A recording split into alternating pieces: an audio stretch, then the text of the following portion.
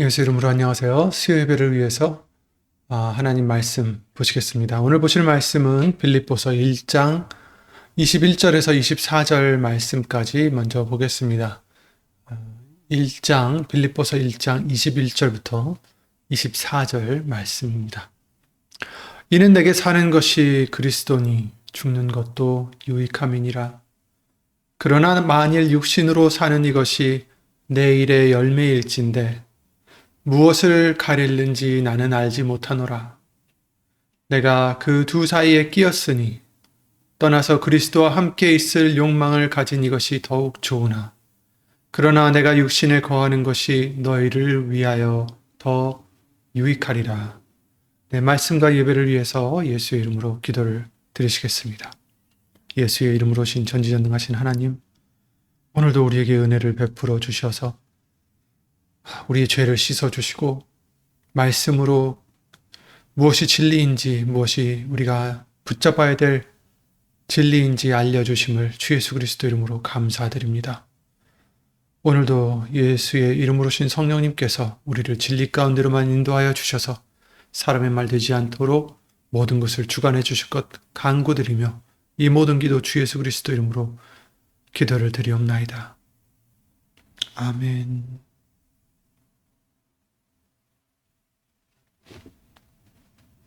오늘은 빌립보서 1장 말씀을 함께 보고자 합니다. 지난 주일 말씀, 요한복음 17장 말씀을 보게 해주셨는데요. 예수님께서는 기도를 드리시면서 우리를 당장 이 세상에서 데려가 달라고 기도를 드리지 않으셨죠. 오히려 악에 빠지지 않도록 보존해 주시기를 그리고 진리로 거룩하게 해주시기를 기도를 드리셨습니다. 아버지께서 예수님을 이 세상에 보내신 것과 같이 예수님께서도 우리를 이 세상에 보내셨다라는 말씀까지 우리가 보게 해주셨는데요. 그렇다면 하나님께서 아직 우리를 이 세상에 두셨다면 거기에는 분명한 하나님의 뜻이 있을 것입니다. 하나님께서는 무엇을 위하여 우리를 여기에 남겨두셨을까요? 오늘 본문 말씀을 통하여 그 이유를 함께 살펴보고자 합니다.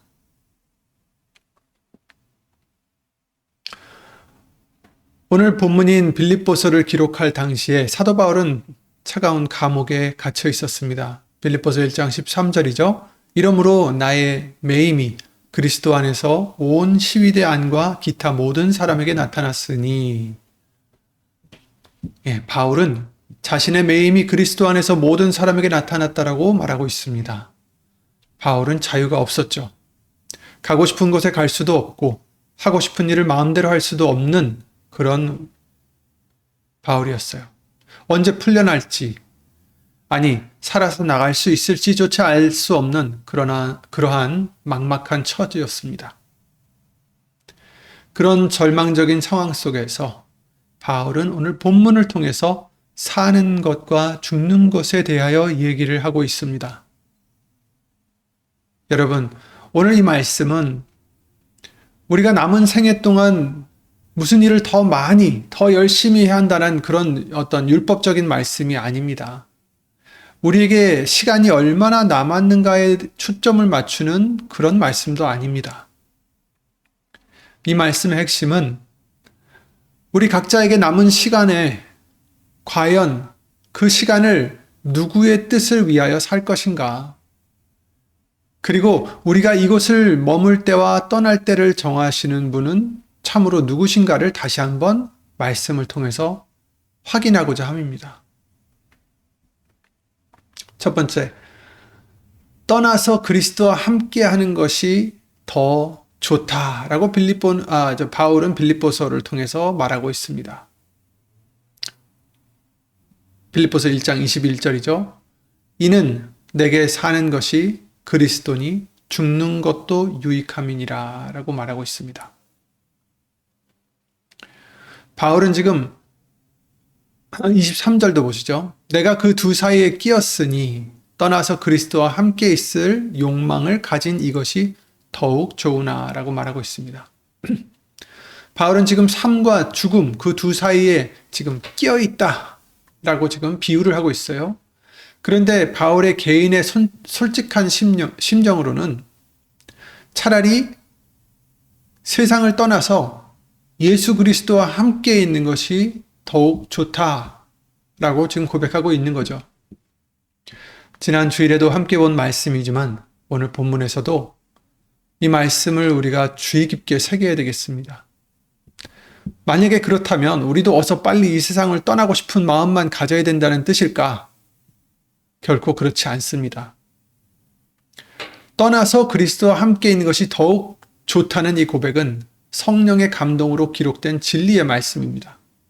예수님 뵙기를 간절히 사모하고 그날을 기다린다라는 것은 우리 성도들의 참되고 마땅한 믿음의 마음입니다. 하지만 21절을 다시 한번 보겠습니다. 이는 내게 사는 것이 그리스도니 죽는 것도 유익함이라. 바울에게는 죽음 너머에만 예수님이 계신 것이 아니다라는 거죠. 내게 사는 것이 그리스도다. 살아 숨쉬는 이 치열한 현실 속에서도 그리스도께서 함께 계셨다라는 겁니다. 살아있는 동안에는 그리스도를 위하여 살고 죽으면 그리스도와 함께 영원히 거하게 되는 것입니다. 그러니 사는 것도 그리스도요, 죽는 것도 유익된 것이었습니다.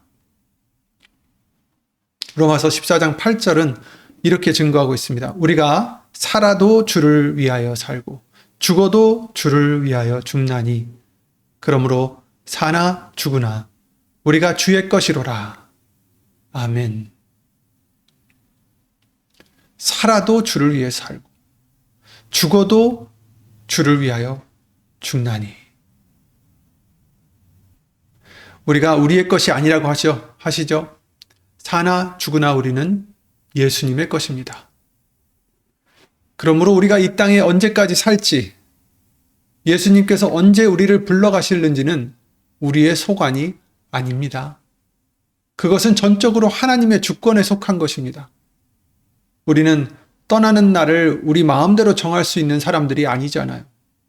살아있는 동안에 예수님을 위하여 살고 부르시는 날 기쁘게 예수님께 가는 그런 사람들입니다. 이것이 바로 성경이 말하는 하나님의 뜻입니다. 살아도 예수님을 위하여 살고 죽어도 주를 위하여 죽나니. 아멘. 두 번째는 살아있는 동안에는 우리는 맺어야 될 열매가 있다라고 말씀하십니다. 22절을 보시겠습니다. 그러나 만일 육신으로 사는 이것이 내 일의 열매일진대 무엇을 가릴는지 나는 알지 못하노라. 여기서 가릴는지 알지 못한다는 것은 어떤 것을 택해야 될지 알지 못하겠다, 이런 의미죠. 자신이 왜 살아있는지 이유를 알지 못하겠다, 이런 뜻이 아닙니다. 자신 개인의 개인을 생각하면 당장이라도 떠나서 예수님과 함께하는 것이 훨씬 좋지만 살아있는 동안에도 반드시 자기는 맺어야 될 분명한 열매가 있기 때문에 쉽게 하나를 어떤 것을 선택할지 알 수 없다라는 그런 거룩한 고민인 거죠. 열매가 있다라는 것입니다. 육신으로 사는 우리에게 열매가 있다라는 것입니다. 맺어야 될 열매가 있다라는 거죠. 바울은 분명히 죽는 것은 유익하다고 했어요. 더욱 유익하다. 왜? 예수님께 가니까. 그러나 이 땅에 살아가는 시간 역시 결코 헛된 시간이 아니다라는 겁니다. 살아있는 동안에는 그리스도를 위한 수고가 있고 맺혀지는 열매가 있습니다. 바울이 생사 사이에서 고민한 것은 결코 죽음이 두려워서도 아니었고 이 세상에서 더 즐기고자 한 것도 아니었습니다. 자신을 위해서는 떠나는 것이 더욱 좋지만 다른 영혼들을 위해서는 자신이 아직 이곳에 남아있는 것이 유익했기 때문이다 라고 지금 고백하고 있습니다. 여기서 이제 우리는 우리 자신의 마음을 한번 들여다볼 필요가 있습니다. 말씀을 준비하면서 먼저 저부터 제 마음 깊이 살펴보았습니다. 지난 주일에 제가 이 세상에 별로 미련이 없다라는 말씀을 드렸는데요. 그런데 그 마음을 두고 저 자신에게 다시 한번 물어봤습니다. 이것이 정말 순수하게 예수님만을 사모하는 마음인지, 아니면 그저 현실에 마음이 지치고 둔하여진 것은 아닌지, 혹시 내가 감당해야 할 책임들을 피하고 싶은 마음은 아닌지. 예수님께서 그 날을 기다리는 사람들에게 이렇게 말씀하셨습니다. 누가복음 21장 34절, 너희는 스스로 조심하라. 그렇지 않으면 방탕함과 술 취함과 생활의 염려로 마음이 둔하여지고 뜻밖의 그날이 덫과 같이 너에게 임하리라. 이 말씀, 이 누가복음 21장 34절 말씀은 오늘 본문과 똑같은 상황을 말하는 것은 아닙니다. 여기서 말하는 것은 방탕한 생활을 하지 말라라는 그런 뜻이죠. 어쨌든 그러나 예수님을 기다리는 우리들에게 마음이 둔해지는 것을 조심하라고 하신 것은 분명합니다. 여기서는 어떤 방탕함과 술 취함과 생활의 염려로 우리 마음이 둔해질까 조심하라고 하셨지만, 우리들은 왜 둔해집니까? 다른 이 세상의 고민으로도, 이 세상의 어려움으로도, 여러 가지 일로도 우리 마음이 둔해질 수 있기 때문에 스스로 조심하라. 이렇게 우리는 받아들일 수 있습니다. 그리고 36절 이렇게 말씀하십니다. 이러므로 너희는 장차 올 이 모든 일을 능히 피하고 인자 앞에 서도록 항상 기도하며 깨어 있으라 하시니라. 아멘.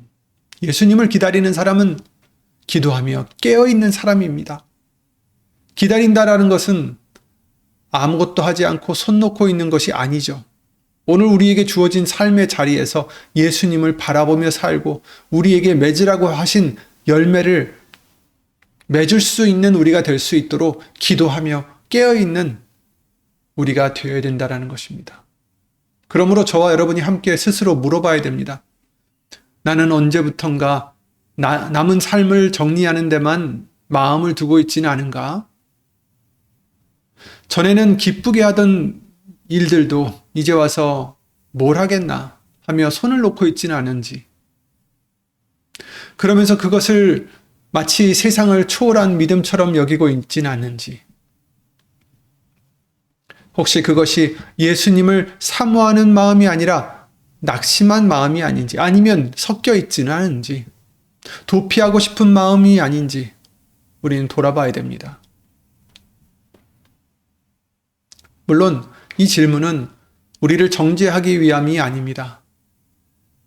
악해져가는 세상을 바라보면서 마음이 상하고 마음이 지쳐가는 것은 성경은 죄라고 하지 않으셨습니다.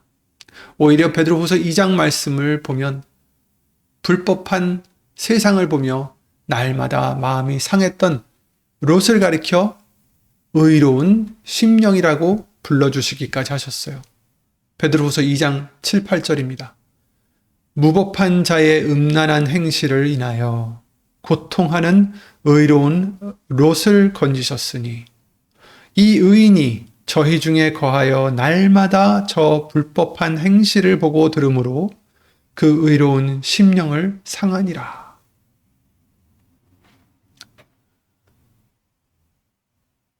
주위에 그 악한 하나님의 법을 어기고 있는 그런 악함을 날마다 보고 있으니 그것으로 인하여 지치고 슬퍼지고 고통하고 상한 심령이 됐다라는 거죠.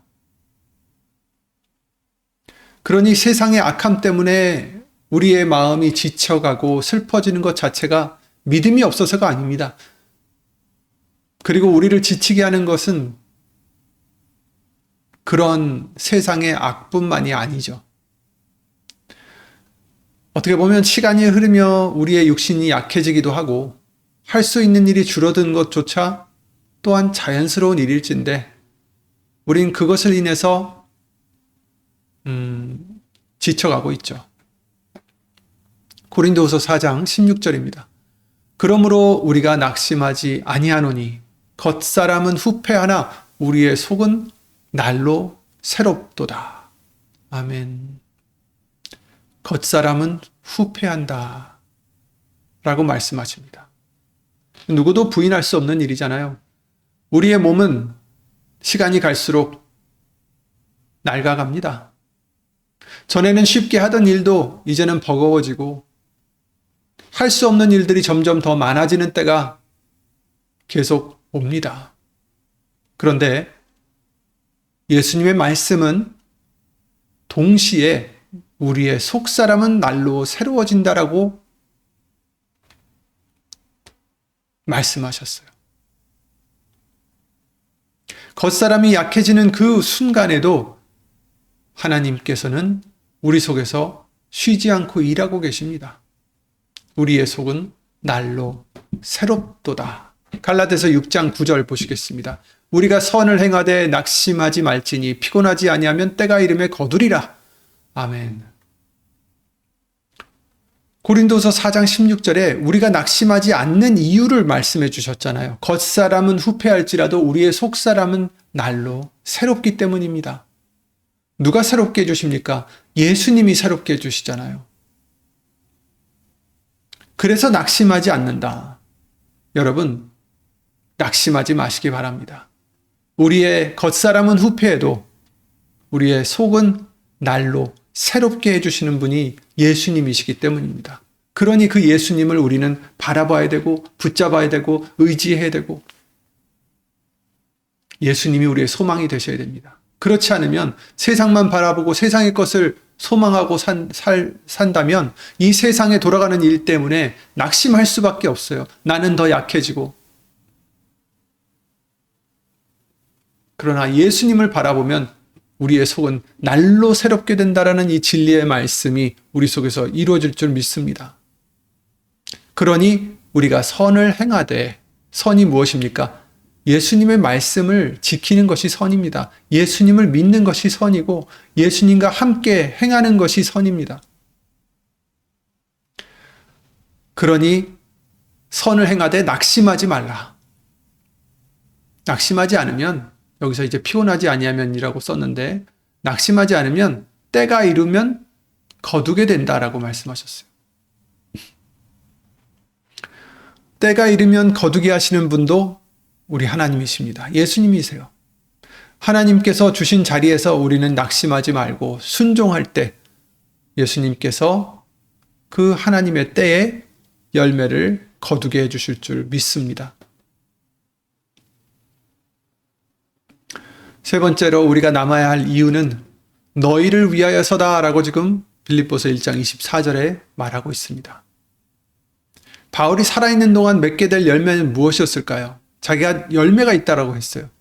이 세상에 살면 열매가 있다. 거둬야 될 열매가 있다.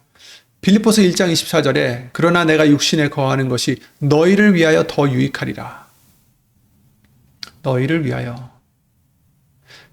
본인 자신에게는 천국이 더 좋지만 예수님께 가는 것이 더 좋지만 빌립보 교회 성도들을 위해서는 자신이 이 땅에 조금 더 머무는 것이 꼭 더 필요하다라는 것입니다. 25절에서는 그 이유에 대해서 더 구체적으로 말씀해 주시는데요.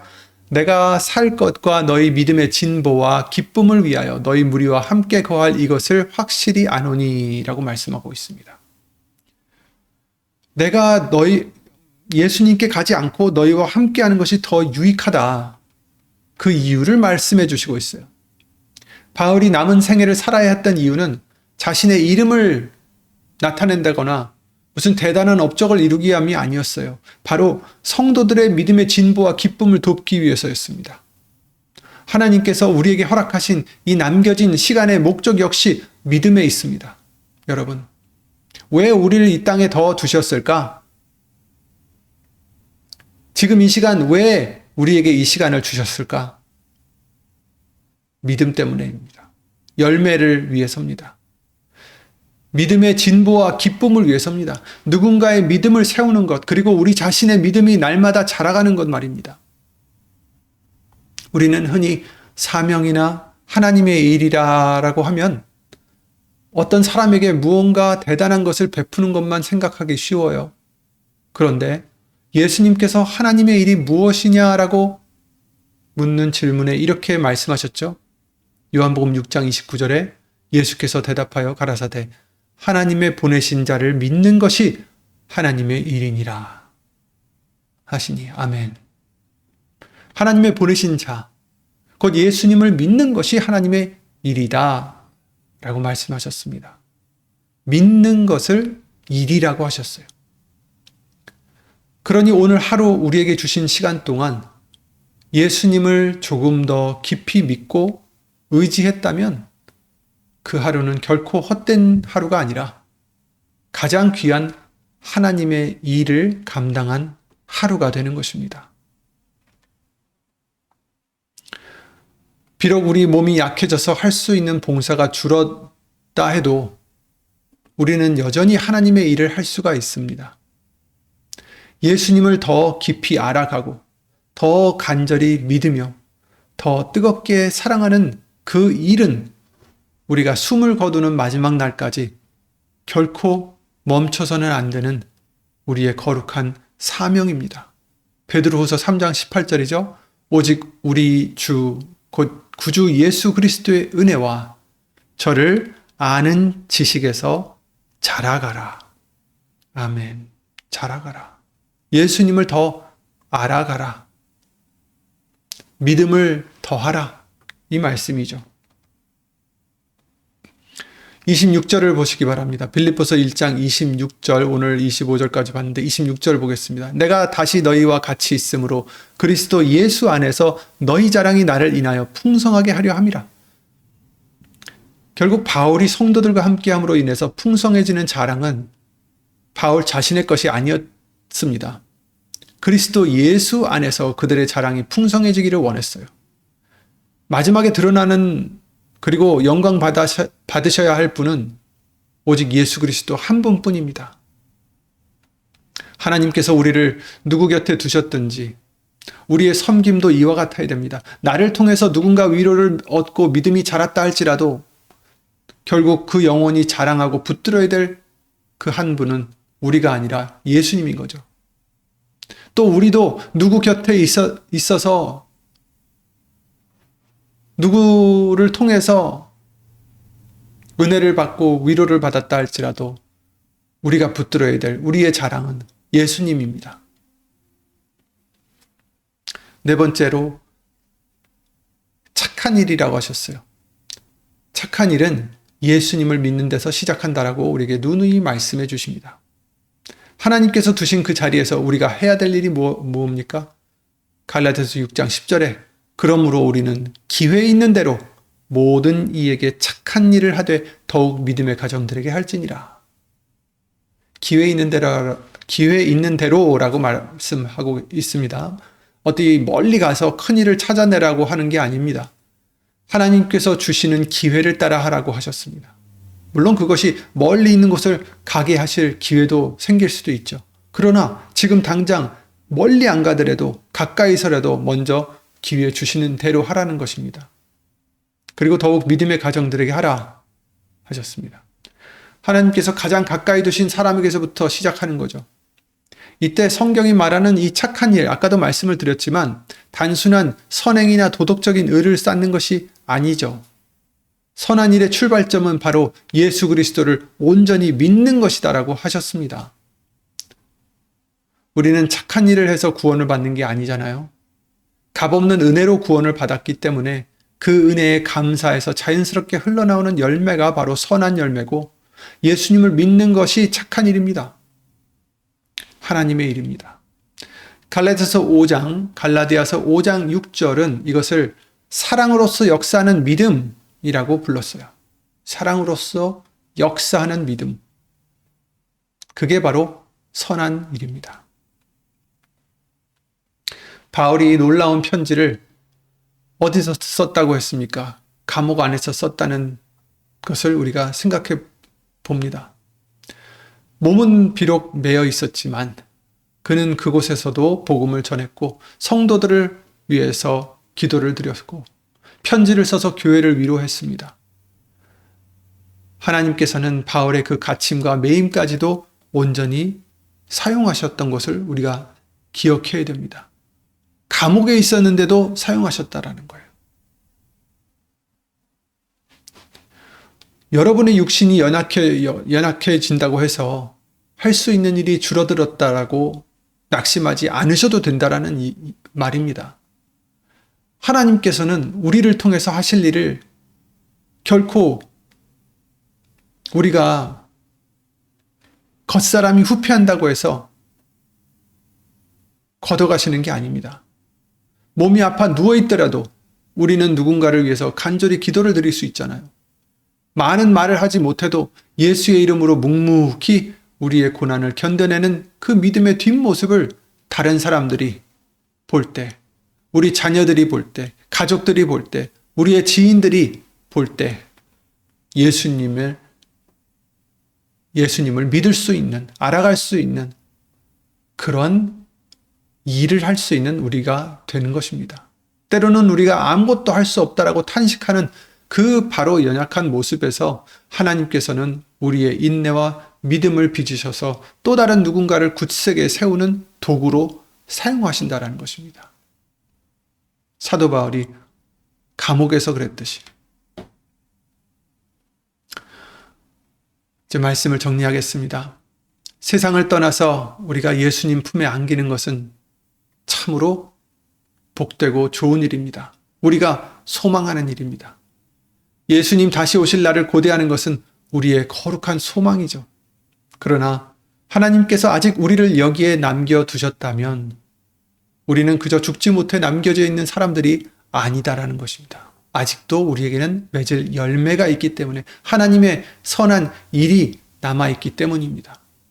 분명하고 완전하신 하나님 뜻 가운데 이곳에 세워진 여러분들입니다.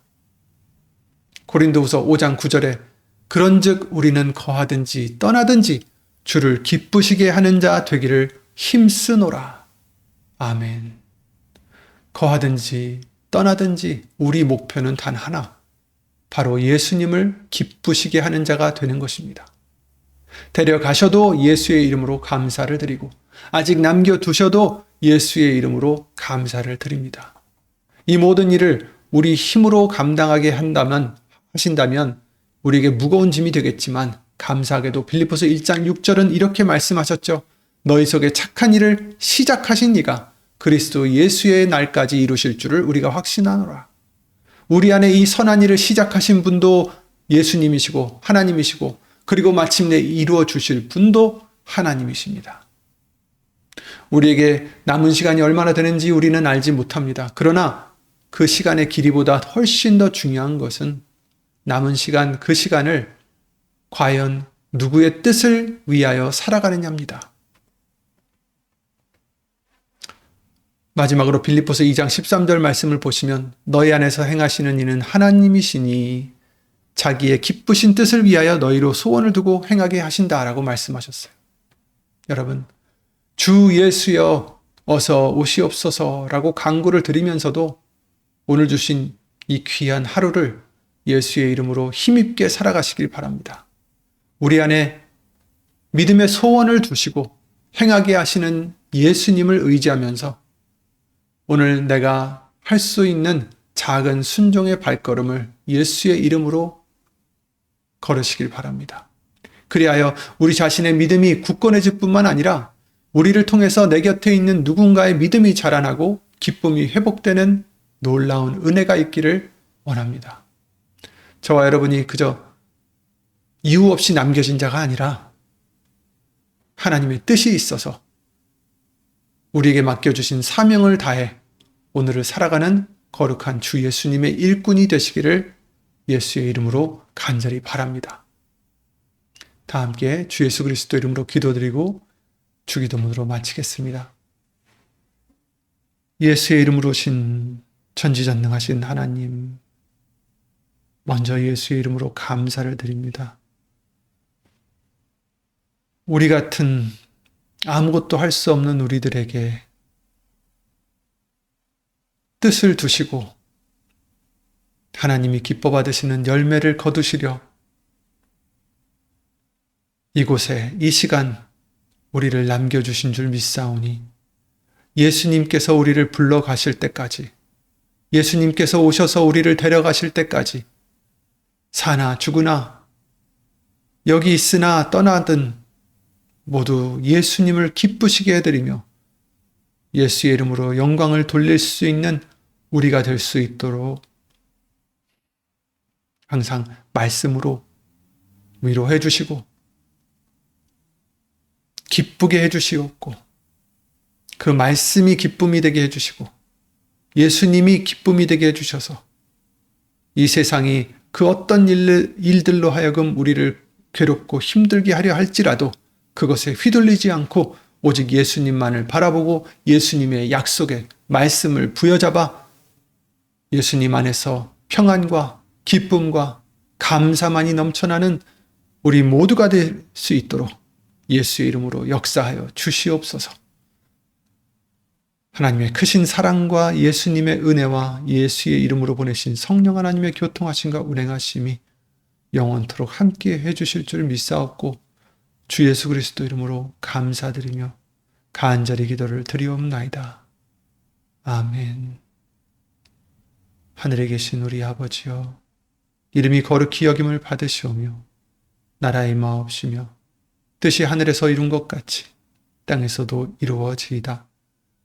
오늘날 우리에게 일용할 양식을 주옵시고 우리가 우리에게 죄 지은 자를 사하여 준 것 같이 우리 죄를 사하여 주옵시고 우리를 시험에 들게 하지 마옵시고 다만 악에서 구하옵소서. 나라와 권세와 영광이 아버지께 영원히 있사옵나이다.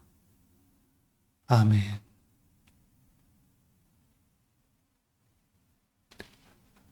예수의 이름으로 감사와 평안이 항상 넘치시길 기도드립니다.